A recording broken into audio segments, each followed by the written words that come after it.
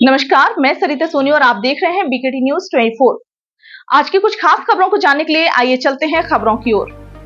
अंतर्राष्ट्रीय बौद्ध संस्थान एवं भारतीय बौद्ध महासभा के संयुक्त तत्वावधान में हरगोविंद कुशवाहा उपाध्यक्ष अंतर्राष्ट्रीय बौद्ध शोध संस्थान के संयोजन में श्री कुंवर बहादुर आदिम की अध्यक्षता में एवं वरिष्ठ पत्रकार राम सेवक अरजरिया के मुख्य आतिथ्य में एवं जिला पंचायत सदस्य कुमारी रजनी गौतम के विशिष्ट अतिथि में गौतम बुद्ध की 2568वीं जयंती धूमधाम से मनाई गई। समारोह में सबसे पहले गौतम बुद्ध के चित्र पर माल्यार्पण किया गया।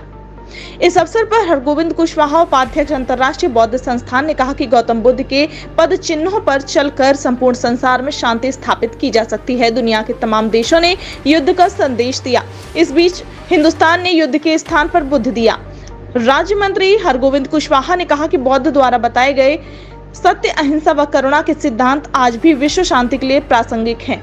समारोह में देवदत्त बुधौलिया, रविशंकर दुबे, जुगल किशोर त्रिपाठी, दीपक त्रिपाठी, शीतल तिवारी, रचना परमार एडवोकेट, ज्ञान दुबे, नीतेश सोनी, महिपत झा, निर्भान सिंह राजपूत एडवोकेट, प्रभुदयाल कुशवाहा आदि लोग उपस्थित रहे। संचालन दीपक त्रिपाठी तथा आभार अभिषेक आदिम ने किया।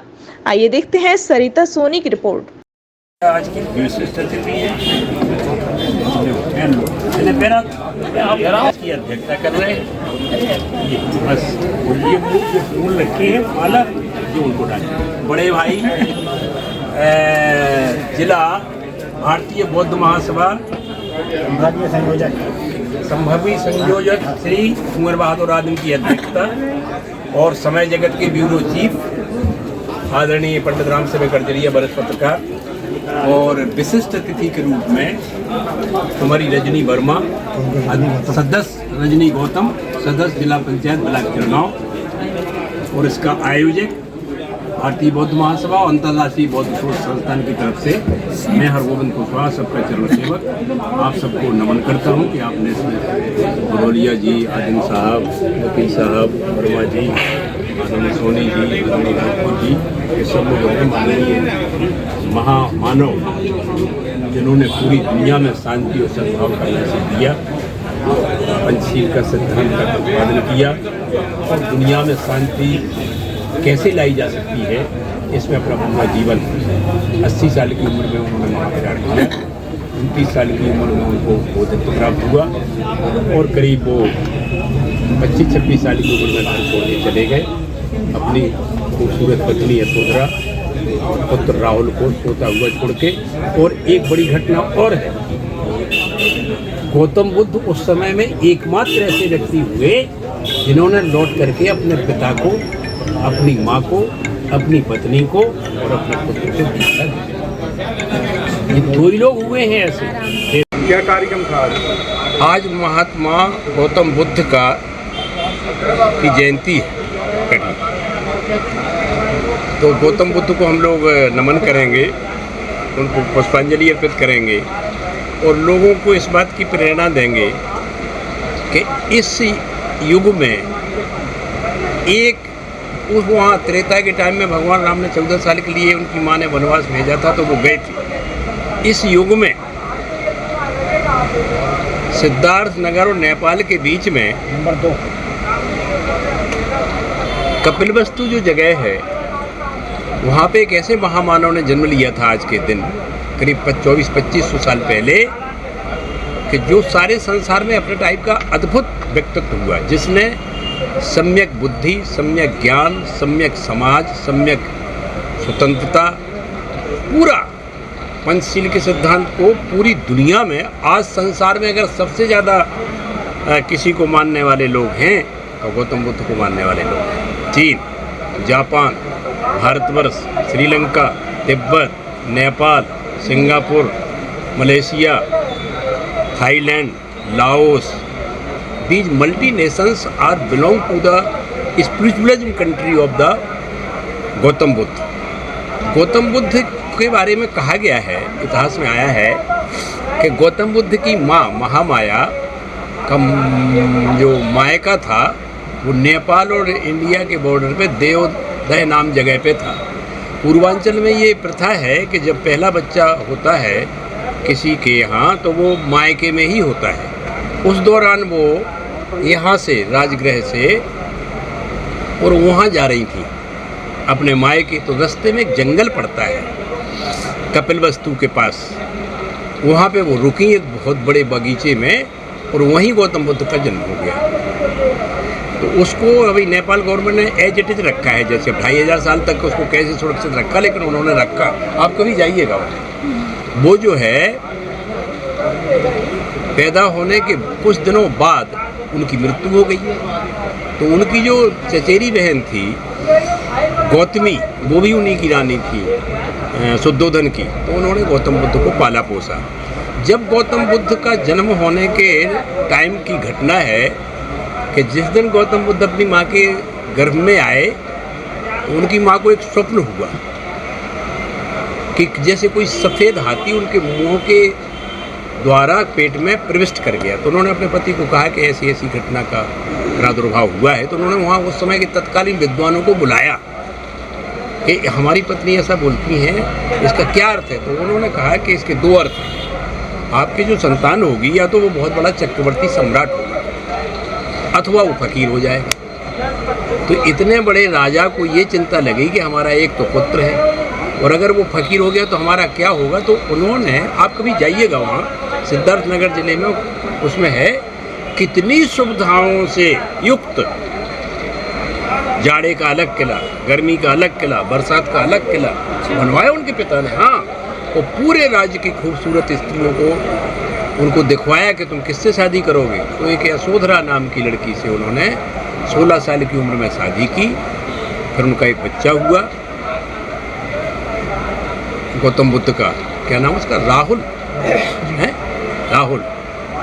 और आप देखिए इसके बाद उस आदमी को वैराग्य हो गया तो छन्नक नाम का उनका एक शिष्य रात में जगा करके अपनी पत्नी और बच्चे को सोते हुए छोड़ते कर और घोड़े पे बैठ के दोनों गए, और एक अपने राज्य की सीमा के आखिरी में तलवार से अपने बाल काटे। उन्होंने बड़े खूबसूरत बाल थे। वो घोड़ा, अपने राजवस्त्र, अपने राज चिन्ह उनको दे करके और वो जंगल की राह पकड़ गए।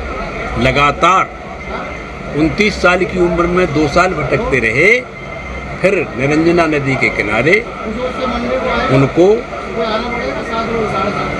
ज्ञान प्राप्त हुआ, बुद्धत्व को। और एक और घटना बड़ी विचित्र है कि पूर्णिमा के दिन ही उनका जन्म हुआ, पूर्णिमा के दिन ही उनको ज्ञान प्राप्त हुआ, और पूर्णिमा के ही दिन ही उनका परिनिर्वाण हुआ। ये अद्भुत घटना है। संसार के किसी मतलब जातक को ऐसा नहीं है कि जिस दिन जिसका जन्म हो, जिस दिन जो मोक्ष को प्राप्त हो, ज्ञान को प्राप्त हो, बुद्धत्व को, और जिस दिन उसका परिनिर्वाण हो। कुशीनगर जो जगह है, कस्या कहते हैं उसको, वो बहुत पाटलिपुत्र के उस पर है, वहाँ उनका महाप्रयाण हुआ। और गौतम बुद्ध की नीतियों पे चलकर आज दुनिया में जितना आतंकवाद, भय, भ्रष्टाचार, भूख या भाई भतीजावाद, तमाम प्रकार की विसंगतियाँ मौजूद हैं दुनिया में।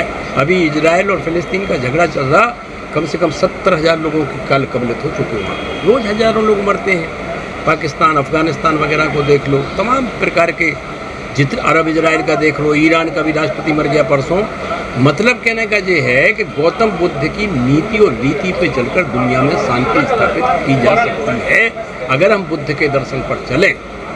बुद्ध का दर्शन को अमेरिका ने थोड़ा अपनाया है। चेक एंड बैलेंस एक प्रिंसिपल है, ना ज़्यादा टाइट, ना ज़्यादा फ्लेक्सिबल, ना ज़्यादा लचीला। गौतम बुद्ध ने ही कहा था इसको कि सीधा निकले, और सितारे के तार इतने ज़्यादा टाइट ना हो तो वो टूट जाएं। इसलिए मध्यम मार्ग, बीच का रास्ता, ना ज़्यादा कट्टरता, ना ज़्यादा लचीलापन, बीच के रास्ते को निकाल करके, इसके लिए उनके ऊपर एक किताब लिखी गई, मध्यम निकाय,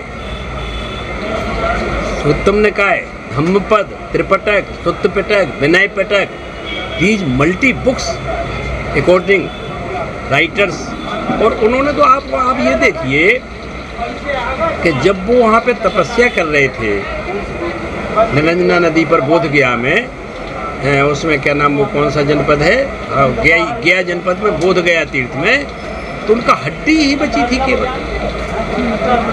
तो वो सुजाता नाम की एक जैन स्त्री किसी से अपनी वो मांग रही थी अपनी मन्नत तो जिस पेड़ के नीचे गौतम बुद्ध शरीर त्यागने की अवस्था में आ चुके थे, उसने उनको खीर पिलाई, तो वो फिर से पुष्ट हो गए। तो सोचा था कि जिस दिन उसने खीर पिलाई उसी दिन उनको बुद्धत्व प्राप्त हो गया। वो पहली उनकी गुरु है। उन्होंने लिखा कि वो सुजाता ही हमारी पहली गुरु है। तो उसके बाद फिर उनके 5 लोग उनके साथ गए थे, मोदक कल्याण वगैरह, आनंद वगैरह, वे साथ छोड़ के चले गए कि जो तो बड़े बेकार है। फिर वही जैसे ही ज्ञान प्राप्त हुआ गौतम बुद्ध को, तो बनारस के पास सारनाथ जगह पे उन्होंने प्रथम प्रवचन किया, दुनिया को शांति का, सद्भाव का, मैत्रेय का, करुणा का संदेश दिया। और फिर बाद में उनके 5 लोगों ने, जो उनके 5 साथी थे, फिर वो पूरे देश में उन्होंने भ्रमण करके, बताओ तो एक घटना तो ऐसी आती है कि एक बहुत खूबसूरत स्त्री जो राजनर्तकी हुआ करती थी, वैशाली, आम्रपाली जिसका नाम है, उसने एक दिन कहा कि हम जो है गौतम बुद्ध का प्रवचन कराना चाहते। एक उससे मांगा कि इनको ज़मीन दे दो, तो वो बोला कि हम ज़मीन तो दे देंगे, लेकिन जितनी ज़मीन तुम लोगे उसको सोने की सिक्कों से बांटना पड़ेगा। तो उसने कहा हम तैयार हैं। उसके बाद तो करोड़ों अरबों की दौलत थी, उसने कम से कम 10 एकड़ ज़मीन को सोने के सिक्कों से बांट दिया। तो गौतम बुद्ध का वहाँ प्रवचन हुआ। उसको फिर बाद में वो शिष्या हो गई, बहुत खूबसूरत थी वो आम्रपाली, वो वैशाली की नगरवधु नाम दिया गया उसको। उनके बारे में कई किस्से हैं। हम जैसे छोटे व्यक्ति जो गरीब घर में पैदा हुए, हमारी माँ ने चकिया पीस करके मजदूरी करके पैदा किया, माननीय योगी आदित्यनाथ ने हमारी योग्यता को देखते हुए हमें अंतर्राष्ट्रीय बौद्ध शोध संस्थान का अध्यक्ष बनाया। पिछले 7 साल से हम अध्यक्ष हैं। हमारा दफ्तर का यही काम है, मिशन, कि जहाँ जहाँ हम जाएं, गौतम बुद्ध की रीति नीति, करुणा, ज्ञान, शील का प्रचार प्रसार करें। और प्रधानमंत्री ने एक बार कहा था, हम लोगों ने बुलाया था प्रधानमंत्री को 2017 में वहाँ कुशीनगर में, कि दुनिया को और लोगों ने युद्ध दिए हैं, लेकिन भारतवर्ष ने बुद्ध दिया है। तो बुद्ध की आज जयंती है। उस उपलक्ष्य में आज के हमारे मुख्य अतिथि हैं श्री नामसेवा गडजरिया जी, जो ब्यूरो चीफ हैं समय जगत के। हमारी विशिष्ट अतिथि हैं कुमारी, क्या नाम तुम्हारा?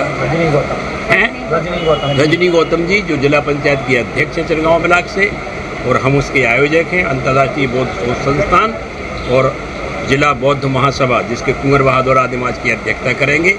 ये कार्यक्रम यहाँ संपन्न होने जा रहा है। और हमारा सभी लोग हैं, त्रिपाठी जी हैं, कुशवाहा जी हैं, आप हैं त्रिपाठी जी, राजपूत जी हैं। ये हमारे, क्या नाम है तुम्हारा? रचना राजा वर्मा। परमार, हाँ परमार। अच्छा, तो तुम उनकी। आज के लिए फिलहाल इतना ही। देखते रहिए BKT News 24। नमस्कार।